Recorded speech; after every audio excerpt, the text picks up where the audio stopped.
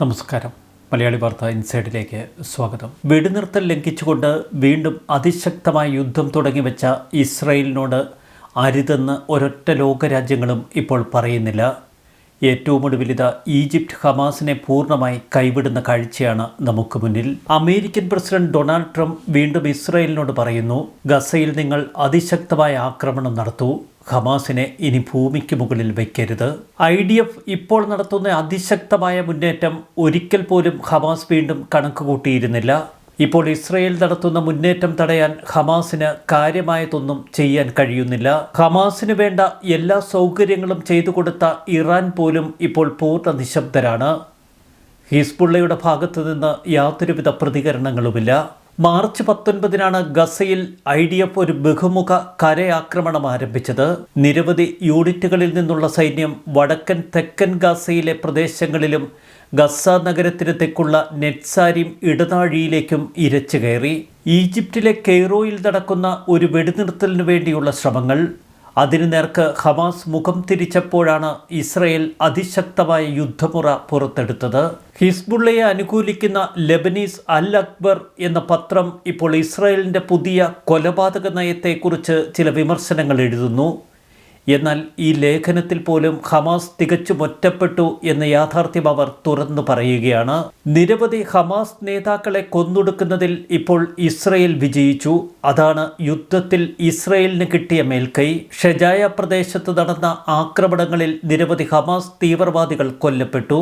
അൽ അക്ബർ എന്ന പത്രം പറയുന്നതനുസരിച്ച് കഴിഞ്ഞ 2 ദിവസങ്ങളിലായി ഗസയിലെ സ്ഥിതിഗതികൾ ഹമാസിന് മേലുള്ള വ്യോമാക്രമണത്തിൻ്റെയും സൈനിക സമ്മർദ്ദങ്ങളുടെയും ഏറ്റവും ഉന്നതിയിലെത്തി.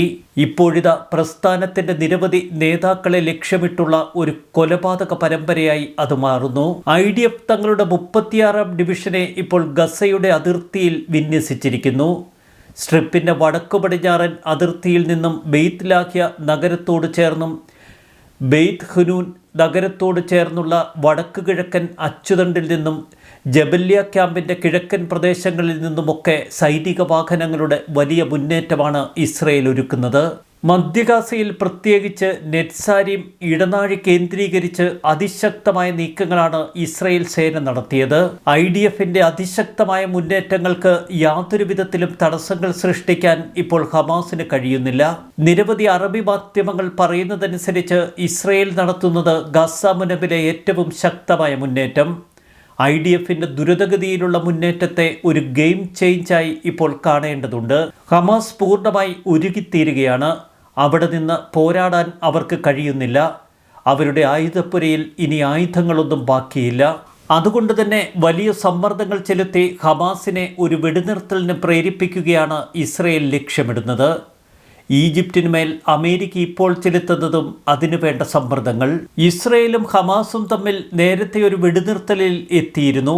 ഈ വെടിനിർത്തൽ കരാറും ബന്ദിക്കരാറുമൊക്കെ പുതുക്കുന്നതിൽ ഹമാസ് വീഴ്ച വരുത്തിയാൽ തങ്ങൾ ശക്തമായ നിലപാടെടുക്കുമെന്നാണ് ഇപ്പോൾ ഈജിപ്ത് പറയുന്നത്. അമേരിക്കയുടെ സമ്മർദ്ദത്തെ തുടർന്നാണ് ഈജിപ്ത് ഇത്തരമൊരു നിലപാടിലെത്തിയത്. ഈ അടുത്ത കാലത്ത് ഇസ്രായേൽ മോചിപ്പിച്ച ഹമാസ് തടവുകാർ ഇപ്പോൾ ഈജിപ്തിലാണ് കഴിയുന്നത്. അവരെ തങ്ങളുടെ പ്രദേശത്ത് നിന്ന് പുറത്താക്കുമെന്ന് ഈജിപ്ത് പറയുന്നു.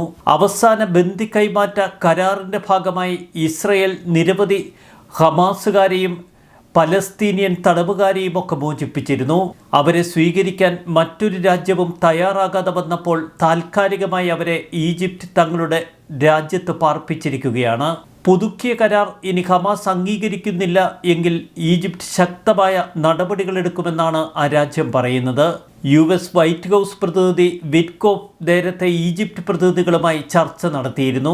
വിറ്റ്കോഫ് ഈജിപ്ഷ്യൻ ഇന്റലിജൻസ് മേധാവി ഹസൻ റസാദിന് നൽകിയ ശക്തമായ സന്ദേശങ്ങളെ തുടർന്നാണ് ഇപ്പോൾ ഈജിപ്ത് ഇത്തരമൊരു നിലപാട് കൈക്കൊള്ളുന്നത്. ഇസ്രായേൽ അമേരിക്കൻ ഇരട്ട പൗരത്വം നേടിയ ഇദാൻ അലക്സാണ്ടർ ഉൾപ്പെടെയുള്ള കൂടുതൽ ബന്ദികളെ മോചിപ്പിക്കാൻ ഹമാസിന് മേൽ സമ്മർദ്ദം ചെലുത്തണമെന്ന് നേരത്തെ അമേരിക്ക ഈജിപ്തിനോട് പറഞ്ഞിരുന്നു. ഒരു വശത്ത് ഈജിപ്റ്റ് മധ്യസ്ഥരും മറുവശത്ത് ഹമാസ് പ്രതിനിധികളും തമ്മിലുള്ള ചർച്ചകൾ ഇപ്പോഴും തുടരുകയാണ്. അമേരിക്കയിൽ നിന്ന് തങ്ങൾക്ക് ലഭിച്ച എല്ലാ സമ്മർദ്ദവും ഈജിപ്തുകാർ ഏറ്റെടുത്ത് അത് ഹമാസിന് മേൽ ഇപ്പോൾ പ്രയോഗിക്കുന്നു. ഗസ മുനമ്പിൽ ഇസ്രയേൽ ഇപ്പോൾ നടത്തുന്നത് അതിശക്തമായ ആക്രമണങ്ങൾ. പുതിയ ആക്രമണത്തിൽ ഇതുവരെ 200-ലധികം പലസ്തീനികൾ കൊല്ലപ്പെട്ടു. നിരവധി ഹമാസ് നേതാക്കളും ഹമാസ് തീവ്രവാദികളുമൊക്കെ കൊല്ലപ്പെട്ടു. ഏറ്റവും ഒടുവിലിത ഇസ്രയേലിൻ്റെ ചില നീക്കങ്ങൾ കണ്ട് അമ്പരത്ത് നിൽക്കുകയാണ് ലോകം. 2023 ഒക്ടോബർ 7 ഇസ്രയേലിന് നേർക്ക് നടത്തിയ ആ ക്രൂര ആക്രമണങ്ങളിൽ അന്ന് ഹമാസുകാർ ഉപയോഗിച്ച 100 കണക്കിന് വാഹനങ്ങൾ, ആ വാഹനങ്ങളിലെ 100ഓളം വാഹനങ്ങൾ തെരഞ്ഞുപിടിച്ച് ഇക്കഴിഞ്ഞ ദിവസം ഇസ്രയേൽ സേന ബോംബിട്ട് തകർക്കുന്ന കാഴ്ചയാണ് അതിൽ ഏറെ വേറിട്ട് നിന്നത്. തെക്കൻ ഇസ്രയേലിന് നേർക്ക് നടത്തിയ തീവ്രവാദി ആക്രമണങ്ങൾക്ക് ഉപയോഗിച്ച വാഹനങ്ങൾ മാത്രമല്ല, പിന്നീട് ബന്ദികളെ മോചിപ്പിക്കുന്നതിനും പ്രചരണ ചടങ്ങുകളിൽ പ്രദർശിപ്പിക്കുന്നതിനുമൊക്കെ ഉപയോഗിച്ച ട്രക്കുകളും വാഹനങ്ങളുമൊക്കെ ഇസ്രയേൽ സേന ഇക്കഴിഞ്ഞ ദിവസം ബോംബിട്ട് തകർത്തു. ഹമാസ് ഗ്രൂപ്പിൻ്റെ ഏകദേശം 100ഓളം വാഹനങ്ങളാണ് ഇസ്രയേൽ ഇപ്രകാരം തകർത്തത്. ഇസ്രയേൽ നടത്തിയ ഡസൻ കണക്കിന് വ്യോമാക്രമണങ്ങളിലാണ് ഈ ട്രക്കുകളും വാഹനങ്ങളുമൊക്കെ പൂർണ്ണമായി തകർത്തത്. തിങ്കളാഴ്ച ഗസ മുനമ്പിലുടനീളം നടത്തിയ വ്യോമാക്രമണങ്ങളിൽ ഹമാസ് തീവ്രവാദികൾ ഉപയോഗിച്ചിരുന്ന 100-ലധികം പിക്കപ്പ് ട്രക്കുകൾ ഇസ്രയേൽ സൈന്യം തകർത്തു. ഹമാസ് നടത്തുന്ന ഭീകരാക്രമണങ്ങൾക്കും ആയുധം കൈമാറ്റങ്ങൾക്കുമൊക്കെ ഉപയോഗിക്കുന്നത് ഈ ട്രക്കുകളായിരുന്നുവെന്ന് ഇസ്രയേൽ പറയുന്നു. ഈ അടുത്ത കാലത്ത് ബന്ദികളെ മോചിപ്പിക്കുന്നതുമായി ബന്ധപ്പെട്ട പ്രചാരണ ചടങ്ങുകളിൽ ആയുധധാരികളായ ഹമാസ് തോക്കുധാരികൾ ഈ വാഹനങ്ങളിൽ പരേഡ് നടത്തിയിരുന്നു.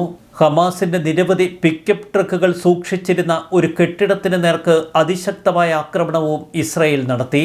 തിങ്കളാഴ്ച രാത്രി തെക്കൻ ഗാസയിലെ ഖാൻ യൂനിസിലെ നാസർ ആശുപത്രിയിലേക്ക് നടത്തിയ ആക്രമണത്തിൽ ഹമാസിന്റെ ഉന്നത ഉദ്യോഗസ്ഥൻ ഇസ്മായിൽ ബർഹൂം കൊല്ലപ്പെട്ടതായി ഇസ്രയേൽ ഔദ്യോഗികമായി പറയുന്നു.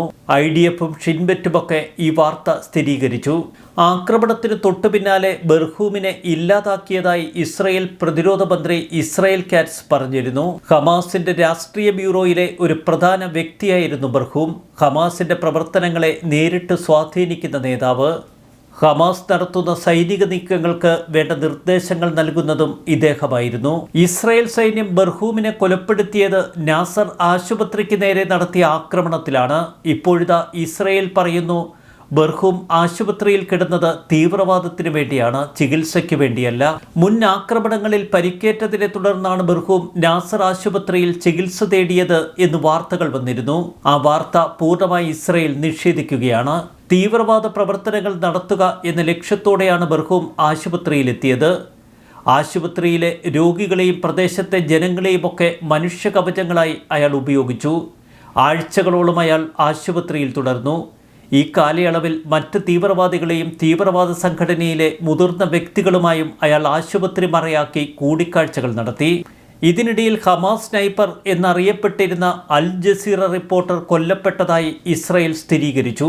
വടക്കൻ ഗസയിലെ റിപ്പോർട്ടറായ ഹൊസാം ഷബാത്ത് ഇസ്രായേൽ വ്യോമാക്രമണത്തിലാണ് കൊല്ലപ്പെട്ടത്. വടക്കൻ പട്ടണമായ ബെയ്ത്ലാഹിയിലെ ഒരു പെട്രോൾ പമ്പിന് സമീപം തിങ്കളാഴ്ച ഉച്ചകഴിഞ്ഞ് ഷബാത്തിന്റെ കാറിന് നേർക്ക് ഡ്രോൺ ആക്രമണം നടത്തുകയായിരുന്നു. പത്രപ്രവർത്തകനാണെങ്കിലും ഇയാളൊരു ഷാർപ്പ് ഷൂട്ടറാണ് എന്ന് ഇസ്രായേൽ പറയുന്നു. ഇതിനിടയിൽ ഗസ മുനമ്പിൽ അഭയാർത്ഥികൾ അഭയം പ്രാപിച്ച ഒരു സ്കൂളിൽ തിങ്കളാഴ്ച ഇസ്രായേൽ അതിശക്തമായ ആക്രമണം നടത്തി. ഒരു കുട്ടി ഉൾപ്പെടെ 4 പേർ കൊല്ലപ്പെട്ടതായി പിന്നീട് വാർത്തകൾ വന്നു. നുസ്രത്ത് അഭയാർത്ഥി ക്യാമ്പിലേക്ക് ഇസ്രായേൽ നടത്തിയ ആക്രമണത്തിൽ 18 പേർക്ക് പരിക്കേറ്റു. ഇസ്രായേൽ ആക്രമണങ്ങളിൽ തിങ്കളാഴ്ച കൊല്ലപ്പെട്ടത് 25 പലസ്തീനികൾ. കഴിഞ്ഞ 24 മണിക്കൂറിനുള്ളിൽ ഇസ്രായേലി ആക്രമണങ്ങളിൽ കൊല്ലപ്പെട്ട 61 പേരുടെ മൃതദേഹങ്ങൾ ആശുപത്രികളിൽ എത്തിച്ചുവെന്ന് ഹമാസ് നിയന്ത്രണത്തിലുള്ള ആരോഗ്യ മന്ത്രാലയം പറയുന്നു. റാഫയുടെ ഒരു ഭാഗം പൂർണ്ണമായി IDF വളഞ്ഞ സ്ഥിതിയിലാണിപ്പോൾ. ആയിരക്കണക്കിന് പേർ അവിടെ കുടുങ്ങിക്കിടക്കുന്നു എന്ന് റിപ്പോർട്ടുകൾ. അതിശക്തമായ പോരാട്ടമാണ് റഫ കേന്ദ്രീകരിച്ചും ഇപ്പോൾ നടക്കുന്നത്. ഒരു വശത്ത് ഇസ്രായേൽ ഹമാസിന് നേർക്ക് അതിശക്തമായ ആക്രമണങ്ങൾ തുടരുമ്പോൾ മറുവശത്ത് യമനിൽ ഹൂതി വിമതരെ ലക്ഷ്യമിട്ട് US-ന്റെ കനത്ത വ്യോമാക്രമണങ്ങൾ തുടരുകയാണ്. യമൻ തലസ്ഥാനമായ സനയിലും പരിസര പ്രദേശങ്ങളിലുമാണ് ഇക്കഴിഞ്ഞ ദിവസങ്ങളിൽ നടന്ന അതിശക്തമായ ആക്രമണങ്ങൾ. വ്യോമാക്രമണങ്ങളിൽ ഒരു മുതിർന്ന ഹൂതി നേതാവ് കൊല്ലപ്പെട്ടു എന്ന് രാജ്യാന്തര മാധ്യമങ്ങൾ റിപ്പോർട്ട് ചെയ്യുന്നു. സമുദ്ര വ്യാപാരത്തിൽ നിർണായകമായ ചെങ്കടലിൽ ഹൂതി ആക്രമണം വർദ്ധിച്ചതോടെ US സനയിൽ വ്യോമാക്രമണം തുടങ്ങുകയായിരുന്നു. സനയിൽ ഇക്കഴിഞ്ഞ രാത്രി മുഴുവൻ നടന്ന ആക്രമണത്തിൽ 13 പേർക്ക് ഗുരുതരമായി പരിക്കേറ്റു. ഇറാൻ പിന്തുണയുള്ള ഹൂതികളെ പൂർണ്ണമായി തുടച്ചു നീക്കുമെന്ന് ഇതിനിടയിൽ ട്രംപ് വീണ്ടും പറഞ്ഞു. ഹൂതികളുടെ നിയന്ത്രണത്തിലുള്ള മാരിബ് പ്രവിശ്യ, ചെങ്കടൽ തുറമുഖമായ ഹുദൈദ, സാദ നഗരം എന്നിവിടങ്ങളിലും വ്യോമാക്രമണം ശക്തിപ്പെടുത്തുകയാണ് ഇപ്പോൾ US. ഹൂതി ഭീഷണി കാരണം US കപ്പലുകൾ സൂയസ് കനാലുകൾ ഒഴിവാക്കാൻ നിർബന്ധിതരായി എന്ന് US പറയുന്നു. കഴിഞ്ഞ ദിവസം ഇസ്രായേലിനെ ലക്ഷ്യമിട്ട് ഹൂതികൾ വിക്ഷേപിച്ച ബാലിസ്റ്റിക് മിസൈലുകൾ ഇസ്രായേൽ തകർത്തെറിഞ്ഞിരുന്നു. കഴിഞ്ഞ വ്യാഴാഴ്ചയാണ് US വ്യോമാക്രമണം ആരംഭിക്കുന്നത് യമനിലെ ഹൂതികൾക്ക് നേരെ. ഇതിനകം 79 പേർ കൊല്ലപ്പെട്ടു എന്ന് റിപ്പോർട്ടുകൾ. ഒരു കാരണവശാലും യമനിലെ ഹൂതികളെ തലപൊക്കാൻ അനുവദിക്കില്ല എന്ന് ഡൊണാൾഡ് ട്രംപ് വീണ്ടും പറയുന്നു. അവർക്ക് താൻ നരകം വിധിച്ചിരിക്കുന്നു. മറുവശത്ത് ഇസ്രായേൽ ഗാസ മുനമ്പിൽ നടത്തുന്നത് സമാനതകളില്ലാത്ത ആക്രമണം. ന്യൂസ് ഡെസ്ക് മലയാളി വാർത്ത ഇൻസൈഡ്.